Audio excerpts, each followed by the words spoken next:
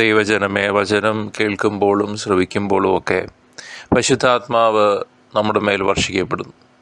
നമ്മുടെ പാപബന്ധനങ്ങൾ നീക്കി നമ്മളെ കർത്താവായ യേശുവിൻ്റെ സാദൃശ്യത്തിലേക്ക് നമ്മളെ രൂപാന്തരപ്പെടുത്തുന്ന ഒരവസ്ഥയായിരിക്കും അത്. ജീവിതത്തിലെ സഹനങ്ങളുടെയും ബലഹീനതകളുടെയും ഒക്കെ അവസ്ഥകളിൽ പരിശുദ്ധാത്മാവ് കൊണ്ട് നിറയുമ്പോൾ ദൈവത്തെ സ്തുതിക്കുവാൻ നമുക്ക് സാധിക്കും വളരെ ഈസിയായിട്ട്. ദൈവസ്നേഹം കൊണ്ട് നാം നിറയുമ്പോൾ ആന്തരിക സൗഖ്യം സംഭവിക്കും. അതോടൊപ്പം നമ്മുടെ കഷ്ടതകളും സഹനങ്ങളും ബലഹീനതകളുമൊക്കെ അനേകായിരങ്ങൾക്ക് വേണ്ടി മധ്യസ്ഥം വഹിച്ച് പ്രാർത്ഥിക്കുവാൻ നമ്മളെ എനേബിൾ ചെയ്യുകയും ചെയ്യും.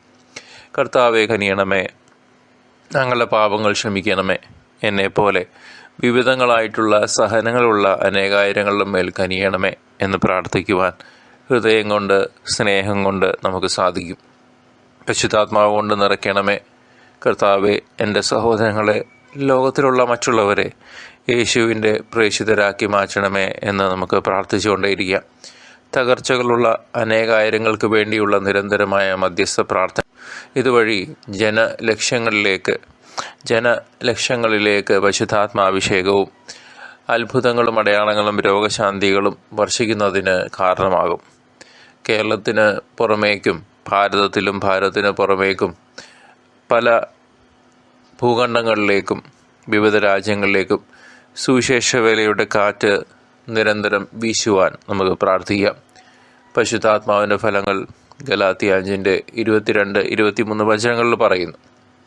7 ദാനങ്ങളെപ്പറ്റി യേശയ്യ 11 1-2 വാക്യങ്ങൾ പറയുന്നു.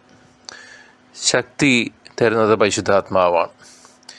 ഈ കാലഘട്ടത്തിൻ്റെ പ്രത്യേകത പാപത്തിൽ ആണ്ടുകിടക്കുന്ന വളരെ മോശകരമായ അവസ്ഥയിൽ ചലിച്ചുകൊണ്ടിരിക്കുന്ന ഇന്നത്തെ ഈ കാലഘട്ടത്തിൽ പരിശുദ്ധാത്മാവിൻ്റെ ദാനങ്ങളാൽ ഞങ്ങളെ സമ്പുഷ്ടരാക്കണമേ എന്ന് നമുക്ക് പ്രാർത്ഥിക്കാം. കർത്താവിൻ്റെ രണ്ടാം വരവിനായി നാം കാത്തിരിക്കുന്ന ഈ അവസരത്തിൽ പാപമാർഗങ്ങൾ ഉപേക്ഷിച്ച് ദൈവവരപ്രസാദത്തിന് വേണ്ടി നമുക്ക് യാചിച്ചുകൊണ്ടേയിരിക്കാം. യാക്കോബ് 5:20 പാപിയെ തെറ്റായ മാർഗത്തിൽ നിന്ന് പിന്തിരിപ്പിക്കുന്നവൻ തൻ്റെ ആത്മാവിനെ മരണത്തിൽ നിന്ന് രക്ഷിക്കുകയും തൻ്റെ നിരവധിയായ പാപങ്ങൾ തുടച്ചു മാറ്റുകയും ചെയ്യുന്നുവെന്ന് നിങ്ങൾ അറിഞ്ഞുകൊള്ളുവിൻ. ലോകം മുഴുവൻ സുവിശേഷം അറിയിക്കാനുള്ള പ്രേക്ഷിത വേലയ്ക്ക് നാം ഓരോരുത്തരും വിളിക്കപ്പെട്ടിരിക്കുന്ന സഹോദരങ്ങളെ, നമ്മുടെ വാക്കിലും പ്രവൃത്തിയിലും ക്രിസ്തു സാക്ഷികളായി നമുക്ക് മാറാം. ക്രിസ്തുവിന് വേണ്ടി ജീവിക്കാം. പരിശുദ്ധാത്മാവിൽ നിറഞ്ഞ് നമുക്ക് വർത്തിക്കാം.